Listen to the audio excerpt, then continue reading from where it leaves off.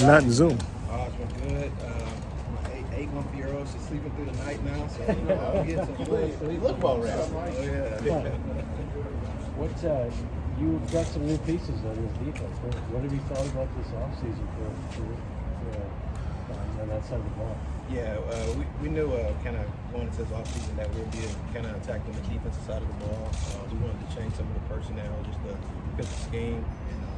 And the guys that we target, we got those guys. And we got some guys up front who knows how to play in our scheme, have the build and the size. So we're really happy with the guys we got there. And then we got a premium corner on the outside lane to help us as well. And not to mention edge rusher. And then you got a jack of all trades with Kyle, who can do multiple jobs. So it definitely helps us. It definitely keeps us multiple. But we always talk about being a multiple team. So we have a lot to work with right now. In terms of the moves that you guys made up front, something that we talked about quite a bit last year during the season, but what do you, in terms of fitting into the scheme, what do you feel like those guys bring? Is it just size and the ability to beat up double teams? Is that the primary thing, or is it more than that? Yeah, it's definitely the size. Obviously, Bass, he's played in the scheme, so he knows how to play it.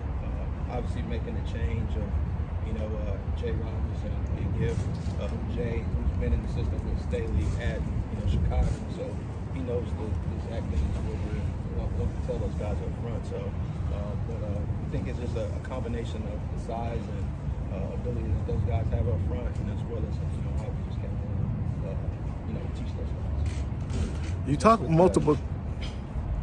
You talk multiple times about being multiple and having multiple ways you can attack an offense.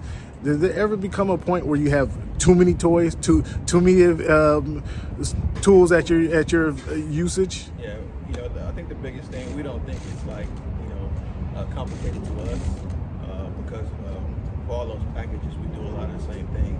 It really becomes X's, and that's how we kind of break it down when we install. Is that it's just X's. So we can plug and play a lot of different people at those positions. But what it does, I think it encourages the guys because it shows their value that they're just not a one position guy. And if we have those guys who we think like a Kyle or a Derwin who can play those multiple spots, then I think that's when it adds the multiple what we can do system-wise. Having that kind of trust in them increase their buy-in as well, I'm assuming, and then they're performing for you as well, huh? Yes, definitely. Yeah, I got you. So it's a win-win. Yeah. You guys aren't hitting, obviously. How does Kawhi look? He looks amazing. I don't know if you saw him doing the ball. The DB's over there. He's out there catching one hand. His foot's good. We're just making sure that we're smart with it as coaches. But he's doing an excellent job out there. There was obviously some intention this offseason as far as just building out your depth in the secondary, just considering all the injuries you guys had at corner and safety. Just how are you feeling about the depth? Is sleeping a little bit easier? I'm not going to debate because of the cornerbacks and safeties that you guys have now. Having a guy like JC comes in, it definitely helps with all that. I think the biggest thing is, I mentioned it last year, but making the room competitive. You got a guy who's not really looking over his shoulder, not worrying about, who's the next guy. But when you got a guy who's going to be the number one or number two guy behind JC, no one knows. So it makes these guys really come out here and perform and know that, hey, we do have options. And I think that's the way the game should be. That it shouldn't be any lax mindset within any room. The better we can do evaluating and get the right guys in here, I just think to make our team much stronger. And when we do have those injuries, nobody can be the sweat and thinking about just going up there. We know we have a guy that's really capable and we can play within everything within the system. Did you feel like because you had a full offseason this year, because of the number of free agents you guys had on defense, that you're really able to focus on that, like creating competition, making sure nobody felt safe, versus last year where you guys kind of focused on the offensive line and there maybe wasn't as much investment on the defensive side of the ball? Did you feel like that was like a real opportunity this offseason? Yeah, I mean, we're definitely getting what we want. We wanted to be on the grass, and you can sit in the meeting rooms, a lot and talk shop and how things are supposed to play out. But when you get out on the grass and those guys get a chance to feel it, and then we're able to coach off of that, I think it registers both to the coaches and players. And I think that's really what we're getting. And we just got to continue to build on it. It's just here in early in this part of this OTAs, but it's off to a great start. And just as a former safety yourself, drafted a safety there in the 3rd round, JT Woods, with some range. We talked to Brandon about it, just like having another guy back there with nods that can defend any part of the field, give some more flexibility with Derwin around. Just through your eyes, how do you feel? How do you see him fitting and what able to do with It definitely does, because midway through that season we were able to move Nas as well and Derwin. So, but now you got a guy who's a real ball hawk who's shown that he can get it in the college game. I want to say he had like 8 7 or 8 this past year. But it's been shown all over his tape that he gets the ball, and when he gets the ball, he turns into immediate offense. So it's hard not to turn your eye away from that when you see a prospect there sitting at 3 in the 3rd round for you. So, but that's once again it allows us to get them closer to the ball or bring Nas down, and knowing that you got a guy who can steal some balls in the back end. And just in terms of Asante, obviously you guys signed Bryce, primarily a slot guy. Do you want to keep Asante on the outside just the way he played last year, or are you just trying to get as much flexibility as possible? I think the biggest thing right now is just going to be trying to find those combinations. We've been cross-training both of those guys out there.